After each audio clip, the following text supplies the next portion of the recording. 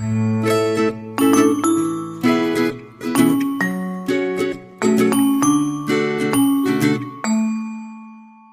testing of the toilet.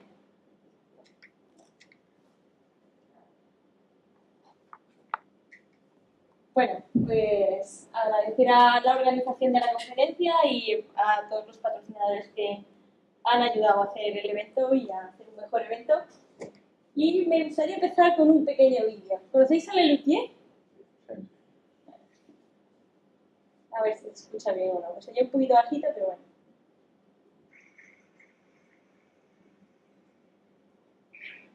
Entre los diversos recintos en que transcurre la vida de los hombres, uno de los más frecuentados es el cuarto de baño. Sin embargo, su figuración en la historia ha sido injustamente condenada. Cosas muy importantes han sucedido en los baños. ¿Cuántas decisiones se han tomado? ¿Cuántos libros se han leído? O, en la vida cotidiana, ¿cuántos matrimonios se reconcilian en el baño? Por ejemplo, entre la esposa se lava los dientes y el esposo se recoge el bigote, o viceversa. Es verdad que el humilde espejo de un botiquín no tiene la hondura metafísica de los espejos de Borges. Es verdad que en nuestras domésticas bañeras nadie descubrirá el principio del fin. Es verdad que nuestros baños no poseen el prestigio de las fuentes de Platizano, o Fontainebleau, o Plaza Normandia. Sin embargo, cuando solo apretar un botón que despliegue de manantiales. Y cuando uno se retira con la satisfacción del deber cumplido, no necesita arrojar una moneda como en la Fontana del Trevi para asegurarse el regreso. No sabe qué devolver al día siguiente, o en algunos casos a los 2 días. O 3 o más. No sé, en un momento convendría probar una moneda. ¿Cuántos gobernantes han dedicado sus actos en un cuarto de baño como si fuera su despacho, al extremo de no distinguirse dónde resuelven más asuntos y dónde hacen más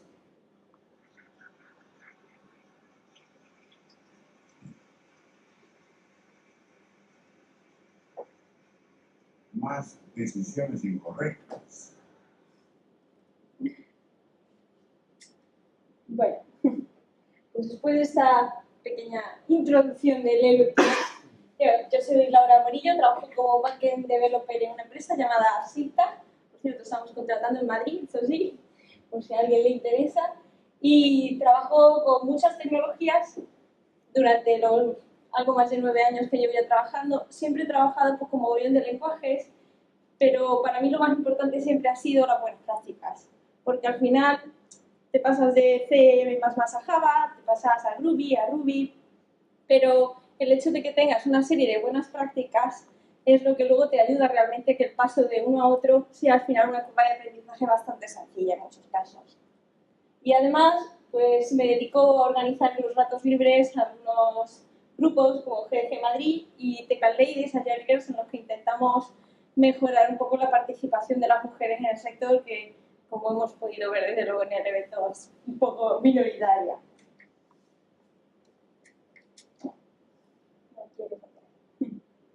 Además, tengo aquí una preciosa camiseta como la mía de nuestra empresa.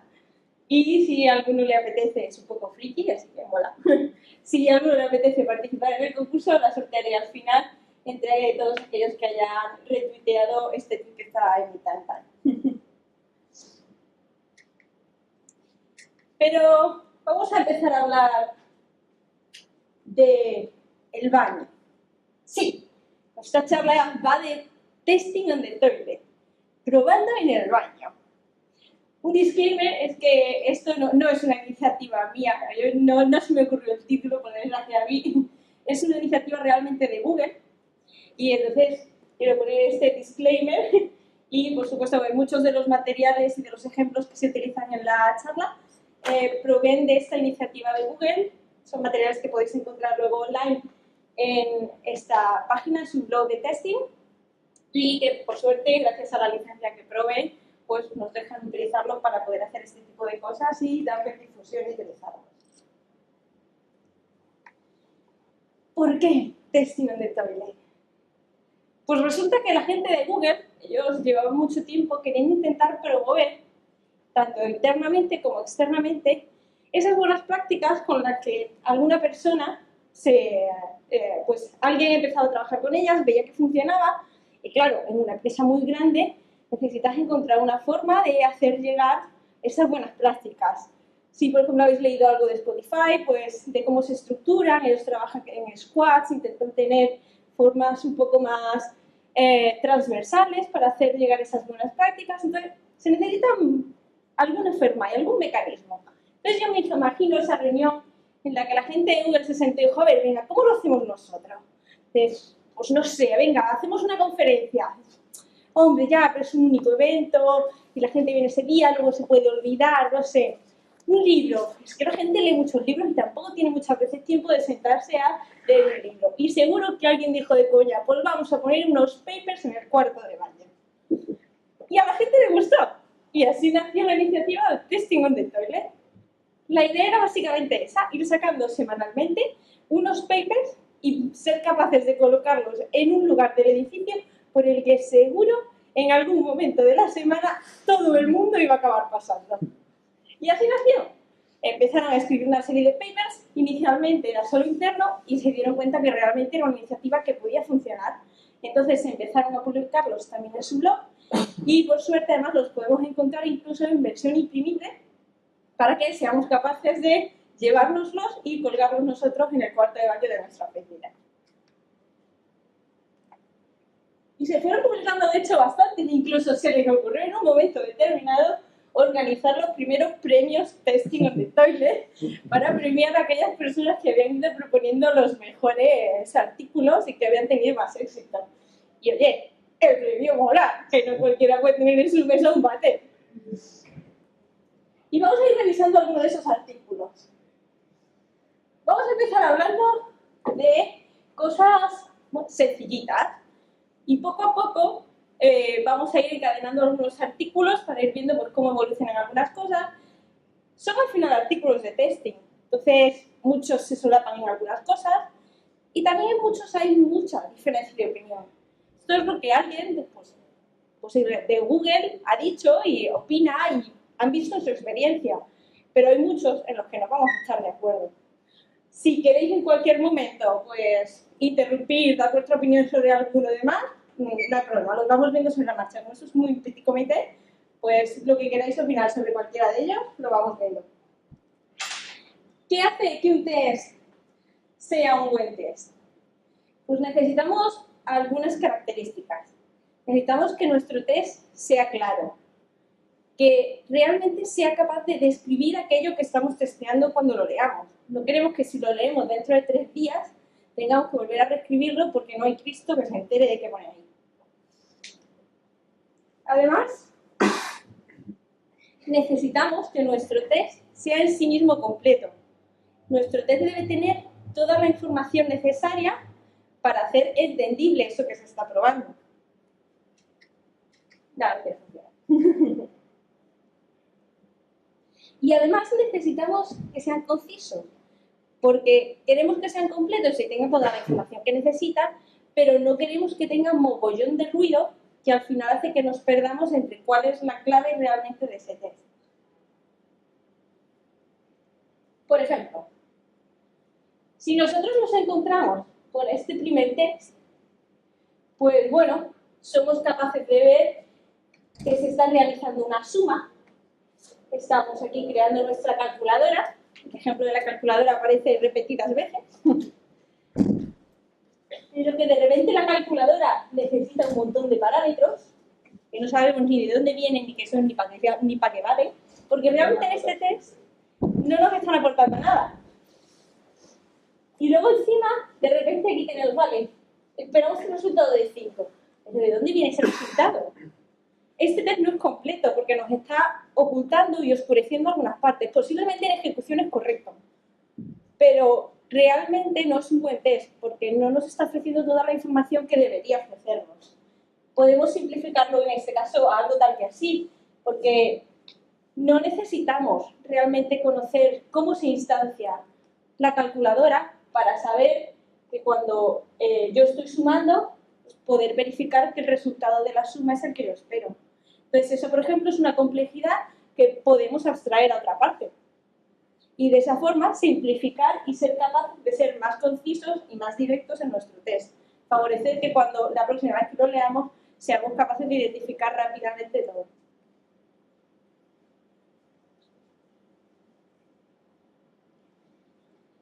Vale, pues hemos visto un poco las características de qué hace que un test sea bueno, pero qué hace que un test sea realmente efectivo. La primera característica que nuestros tests deberían tener para sernos realmente útiles es que sean fieles.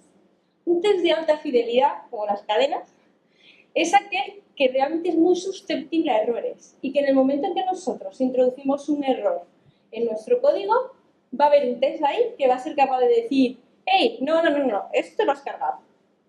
Solo cuando llegamos a ese nivel realmente podemos confiar en que tenemos bastantes tests y somos capaces de hacer cambios en nuestro código con la tranquilidad de que no nos vamos a cargar nada. Nada, bueno, a veces algo se puede escapar, pero cuanto más seamos capaces de haber ejercitado los diferentes caminos por los que puede pasar nuestro código, más fácil es que seamos capaces de tener esa confianza en nuestros tests. Ups. Spoiler. Resiliencia. Vaya palabra. La idea básicamente es que nosotros queremos tener escrito nuestro test. Y si resulta que mañana tengo que cambiar un parámetro de algo que no está relacionado con el test directamente, como veíamos en el constructor de la calculadora, yo no quiero tener que andar cambiando 80 tests porque de repente ha cambiado un parámetro que no está relacionado con estos tests. Por eso es la idea. Nuestros tests tienen que ser capaces de mantenerse estables y no fallar, salvo que realmente hayamos roto algo relacionado con ese test. Porque ¿cuántas veces ha pasado eso? Que de repente metes algún parámetro, renombras algo que realmente no está directamente relacionado, sino que es simplemente del entorno de la preparación del test o similar, y te toca ir cambiándolo en 50 sitios porque te empieza a fallar. Entonces eso acaba dificultando mucho el mantenimiento de nuestros tests. Y precisión. Hemos dicho que pues, queremos que nuestros tests fallen cuando tengan que fallar. Pero si cuando fallan no somos capaces de guiarnos de forma adecuada a saber qué está fallando, entonces al final sí nos dice que algo está roto, pero si al final nos tenemos que volver a leer todo el código para encontrar qué es lo que hemos roto, no nos están tampoco ayudando todo lo que deberían y no van a ser lo suficientemente buenos nuestros tests. ¿Y cómo podemos mejorar la precisión, por ejemplo? Pues muy importante que escribamos nombres descriptivos. Muchas veces nos centramos muchísimo en el contenido de nuestro test y decimos, ¡qué guay! Pero no nos fijamos en el envoltorio que tiene, no nos fijamos en si le hemos puesto un buen naming o no. Entonces, quiero hacer un pequeño ejercicio con vosotros. Os voy a poner a continuación una pieza de código, tenéis 5 segundos para leerlo y después que alguien me diga qué estaba haciendo ese test. ¡Ya! ¡Tiempo! ¿Quién es capaz de decirme qué estaba probando ese test? Autenticación. ¿Y qué de la autenticación? Yo no puedo. Que si No. otras veces más la contraseña y el usuario está bloqueado. ¿Cuántas líneas habéis tenido que leer para sacar eso? 7. Y si yo os pongo este mismo, a los que no os ha dado tiempo, ¿os ha dado tiempo ahora a verlo? Simplemente siendo capaces de proveer un buen nombre, podemos ahorrar mucho trabajo de no tener que cada vez leer todo el código. Además,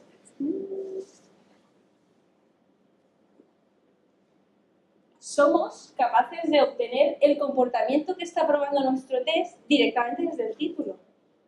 Y es algo bueno que seamos capaces de hacer eso y que proveamos unos nombres que estén de acuerdo al comportamiento que estamos probando. Porque nos va a aportar más cosas. Nos va a hacer que simplemente leyendo los títulos de nuestros tests vamos a saber los diferentes comportamientos que tiene nuestra clase. Por ejemplo, pues que bloquea al usuario a los 3 intentos, que a lo mejor tenemos un reset que nos permite desbloquearlo y no necesitamos meternos a leer toda la implementación de la clase ni tenemos que meternos a leer toda la implementación de nuestros tests para de un vistazo rápido tener esa visión. Y eso sobre todo cuando de repente alguien se incorpora a un proyecto nuevo que puede ser relativamente grande, simplifica mucho la vida. Y también simplifica la tuya cuando tienes que volver a pasar por una pieza de código que hace 3 meses que no tocas y de la que posiblemente te has olvidado y vas a echar pestes en cuanto la veas. Además, otra de las cosas que conseguimos es que como nos obliga a pensar el comportamiento que estamos probando, nos fuerza un poco el hecho de que dividamos en diferentes tests los diferentes comportamientos.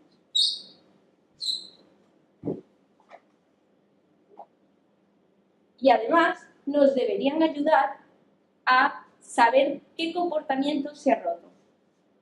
Sí, bueno, está un poquito pequeño, pero bueno, yo creo que más o menos se puede ver. Si vemos este tipo de cosas, test, add string and let string with contains for single string so works, ha intentado ser súper verboso, pero no ha conseguido explicar nada. Yo, por lo menos, soy incapaz de enterarme de nada de qué se estaba probando ahí y cuando tengo que ver por qué este se ha roto, no soy incapaz de identificar qué comportamiento es el que se ha roto.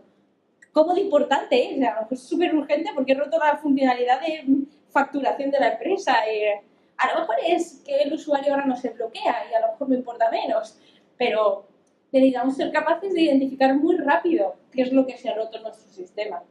Y aunque seamos muy verbosos, no siempre vamos a conseguir eso. Entonces necesitamos explicarlo lo suficiente, pero que sea semántico. Lo bueno de eso es que hoy en día, pues además de JUnit, tenemos herramientas como Spoke, Jasmine o Respect que nos ayudan precisamente a eso, a hacer que nuestros tests sean muy semánticos, muy fáciles de organizar, su estructura, y muy fáciles de mantener, de leer y proveer toda esa información respecto a qué falla de forma más directa.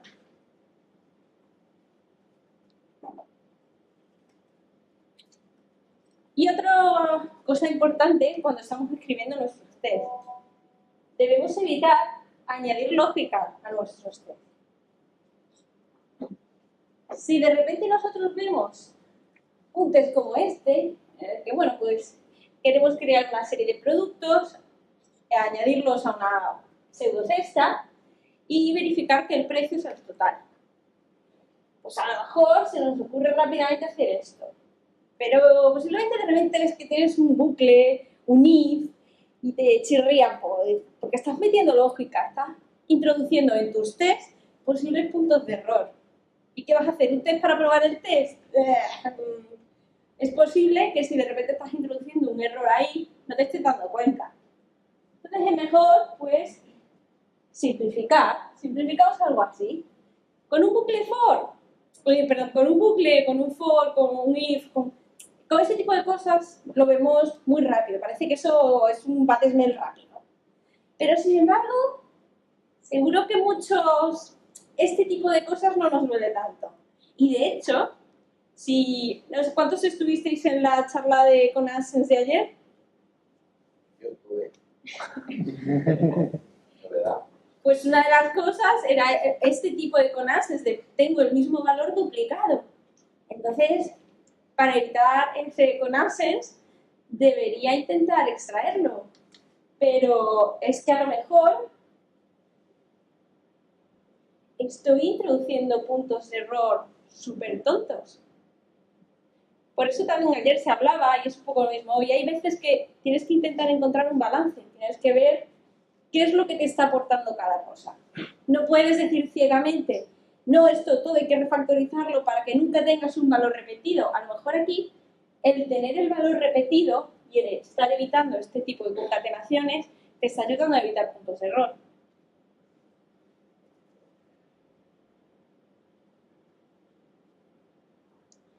Y en nuestros tests hemos ya hablado de centrarnos en los comportamientos que prueban. Y la idea es esa, que nuestros tests realmente prueben comportamientos, no implementación. Supongamos que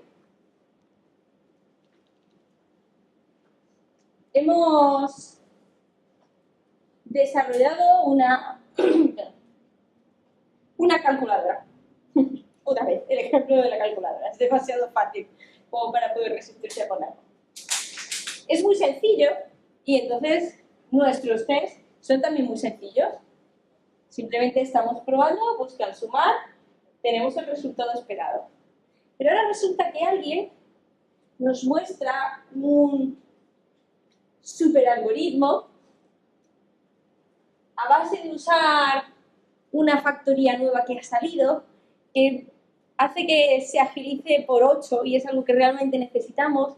Y entonces modificamos nuestra clase calculadora para poder utilizar esas nuevas dependencias que hemos conocido y poder así agilizar nuestra calculadora. ¿Qué hacemos? ¿Cambiamos nuestros tests para ahora meterle mocks porque estamos usando ahora clases dentro? ¿O por qué no simplemente los dejamos? Porque nuestros tests están probando el comportamiento y nosotros no deberíamos haber alterado en ningún momento el comportamiento, únicamente hemos hecho una refactorización de código.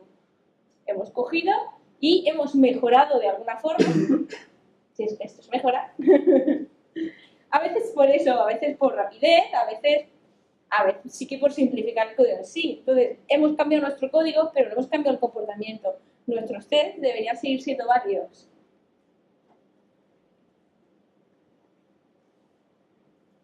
Y además de probar comportamientos, no implementaciones, tampoco deberíamos estar probando métodos. Resulta muy fácil el tener esa asociación de ¿qué es lo que yo testeo? Yo testeo mis métodos. Y entonces en ocasiones te puedes encontrar pues, que tienes el registro de usuario. Y el registro de usuario crea el usuario y envía un mail al usuario de bienvenida. Entonces nos vamos inmediatamente a que como estamos probando el método X, hacemos varias aserciones de diferentes cosas. Pero mañana alguien dice, no, el mail se tiene que seguir enviando, pero ahora se va a enviar en un paso de validación. Pues ahora, a cambiarlo. Pero realmente el probar que el envío de mails es lo mismo, lo único es que lo has invocado otra acción. Si nosotros también dividimos centrándonos en los comportamientos, es mejor que realmente dividamos los diferentes comportamientos en diferentes tests. Y así, cada comportamiento solo tendrá que cambiar porque cambie lo que desencadena ese comportamiento, pero no porque cambie algo en torno a ese comportamiento. ¿Vale? Más posibilidades sobre testing. Tenemos que buscar, preferir el testear cuando estamos pensando qué testear cosas a las que se accede desde nuestra API pública y evitar testear las clases de detalles de implementación. Por ejemplo, si vosotros encontráis esta clase en vuestro código, ¿creéis que necesita tener test o no? ¿Quién cree que sí? 1, 2, 3. Respondo otra vez. Manos arriba. ¿Quién cree que sí debería tener test? ¿Quién cree que no debería tener test? ¿Quién está todavía durmiendo? Eso me veo a decir, pero la mayoría eran bastante ansiosos.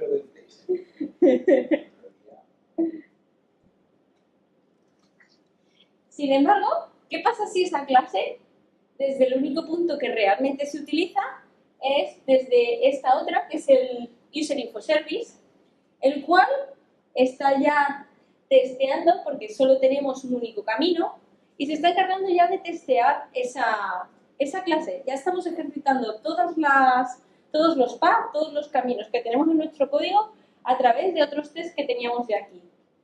¿Seguimos necesitando los tests de abajo? Empieza a ser quizá un poco redundante. La clase sigue siendo pública. Es una clase que está en tu sistema. ¿Es pública o no? Eso no lo sabes.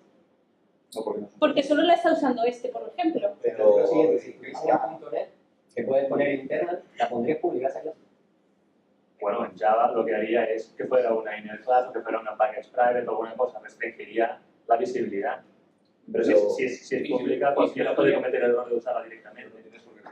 Pero piensa que son dos problemas separados. Un problema es qué testeas y de dónde lo testeas, y otro problema es un problema de restricciones de acceso que des. Hay otros lenguajes donde como ni siquiera tienes la posibilidad de hacer esas cosas, no tendrías que enfrentarte a esa decisión, ¿no? Entonces lo haces en Python, por ejemplo, y mira, no hay ni base, no hay interno, no hay nada. Entonces esa discusión desaparece de tu cabeza y te centras en qué quiero testear. Y esa es la pregunta. El otro es otra cosa. Es que no tiene que ver con el lenguaje o con el implemento. Yo creo que los testeos son casos de uso. Entonces, el validador de usuarios no es un caso de uso. Pues, sí, es algo que puedes inyectar o no. Entonces, lo testeas implícitamente, no únicamente.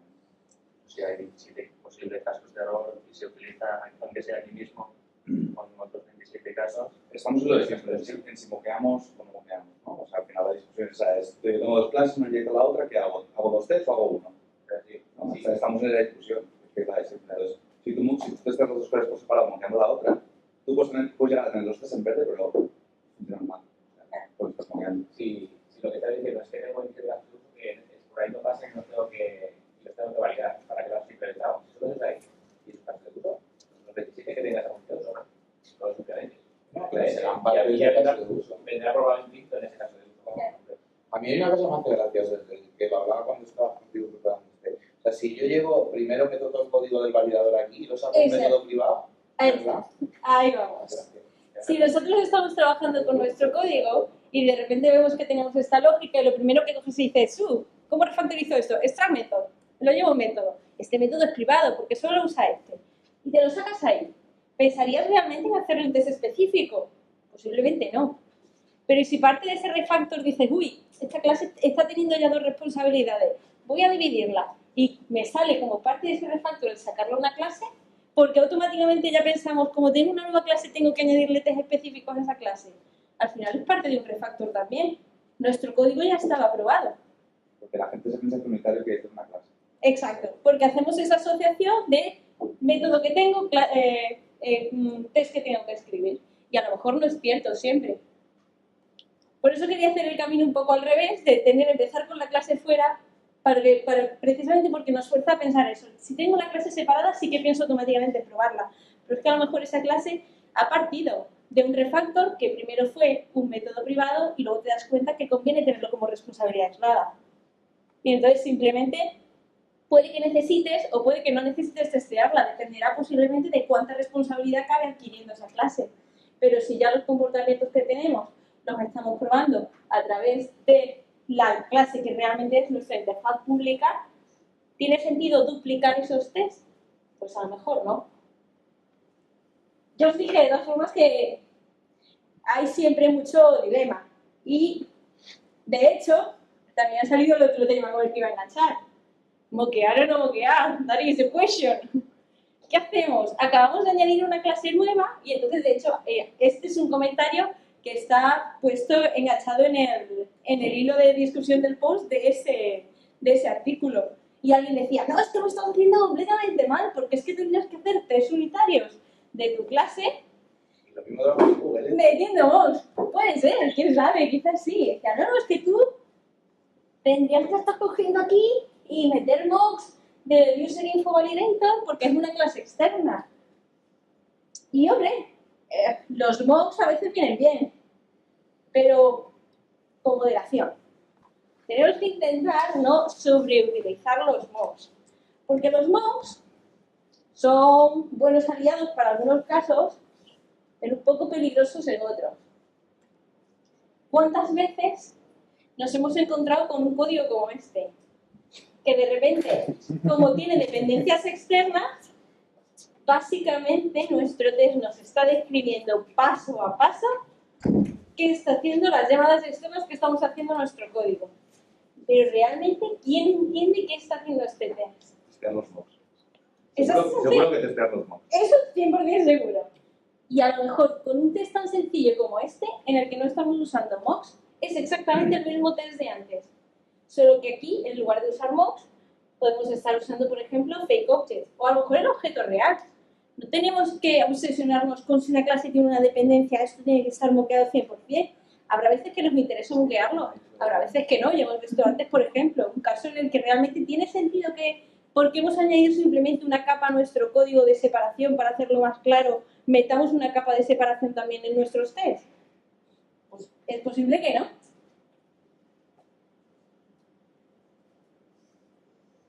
Y tenemos que tener cuidado con, precisamente cuando hablamos de mocking, también los change detector test.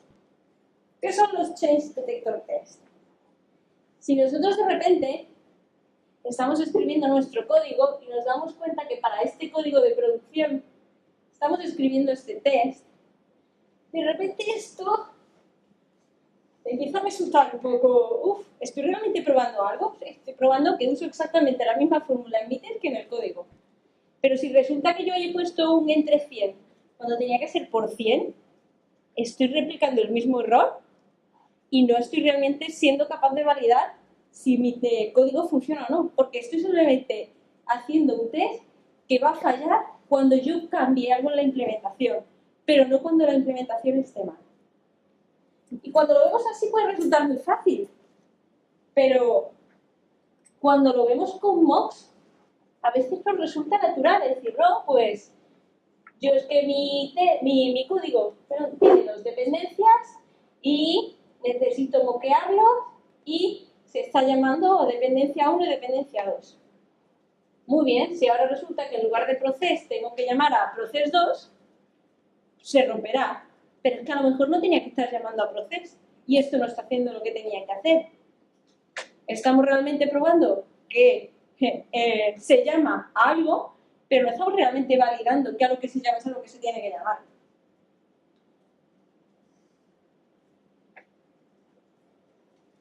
Y es que parece que los mocks son nuestros mejores amigos. Y no siempre. Tenemos que pensar que además de los mocks existen otros tipos de objetos dobles que nos pueden ayudar. Tenemos los stack. ¿Hay alguien que no los conozca?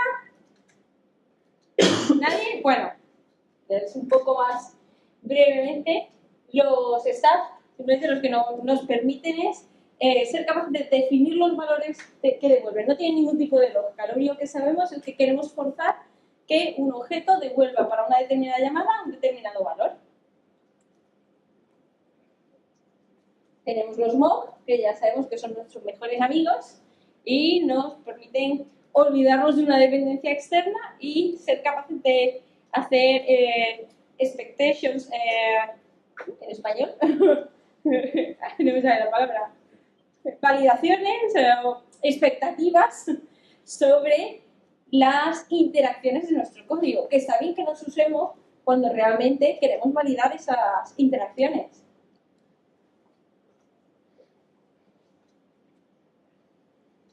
Y además tenemos los fake objects. Los fake objects lo que son simplemente es una implementación sencilla que cumple la interfaz y el comportamiento de nuestro objeto real. Con los fake objects, a la gente de Google yo creo que les gusta mucho, a mí también, lo reconozco, pero hay siempre mucho dilema sobre si se deberían utilizar, no, cuándo y cómo. Por ello también le quisieron dedicar otro de los capítulos para ver cómo los fake objects nos pueden ayudar a mejorar nuestros tests. Porque básicamente nos centramos en 4 puntos. Uno, que son útiles cuando no puedes utilizar la implementación real. Si quieres ir a una base de datos, la base de datos va a ser muy lenta, por ejemplo.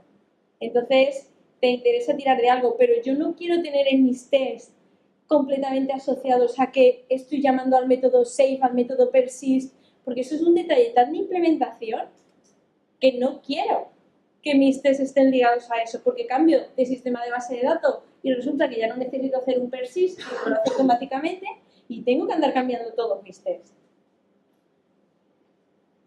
Además, lo que propone es que los fake objects realmente deberían ser creados por la misma persona y mantenidos por la misma persona que crea la implementación.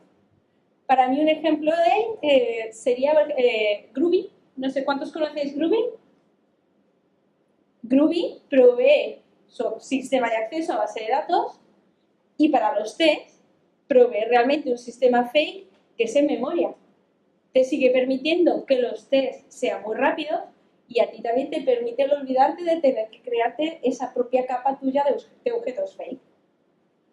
Además, si no te queda más remedio, porque por desgracia no todo el mundo provee un fake object junto con sus objetos, intenta hacerle un fake al nivel más bajo posible, porque no queremos estar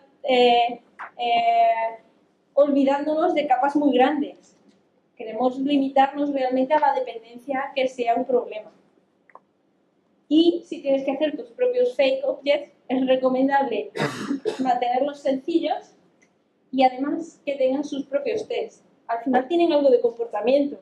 Entonces es recomendable verificar que el comportamiento de nuestro fake object es el mismo que el de nuestro objeto real. Los fake objects son de las partes más polémicas. Entonces estoy seguro que sobre esto tenéis mogollón de ideas y opiniones. Así que yo ya simplemente lo dejo aquí. Si os han gustado, ya sabéis, están disponibles en la web para que podáis descargaroslo y compartirlos en el cuarto de baño de vuestra oficina. Y eso es todo.